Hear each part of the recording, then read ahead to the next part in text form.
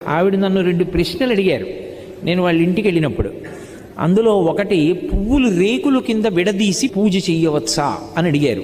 మంచి ప్రశ్న, అందుకు నేను ప్రస్తావిస్తున్నాను. బాగా జ్ఞాపకం పెట్టుకోండి, పువ్వు అంటే లక్ష్మి, పువ్వు అంటే జ్ఞానం, సరస్వతి.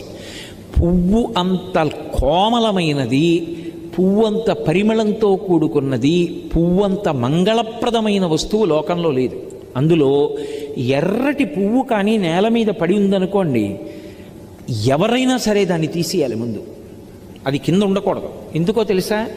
ఎర్ర పువ్వు కింద పడి సువాసిని కానీ ఎవ్వరూ తొక్కకూడదు, సువాసిని ప్రత్యేకించి తొక్కకూడదు. ఎందుకంటే అది సౌభాగ్య వస్తువు ఎర్ర పువ్వు. అందుకని వెనక ఎవరైనా తొక్కుతారేమోనని వెంటనే తీసేసి ఏ చెట్టు మొదట్లోనో పెట్టేయాలి. అంత పరమ పవిత్రమైనటువంటి పువ్వులు పూజ చేయడానికి నీ దగ్గర సరిపోయినన్ని లేకపోతే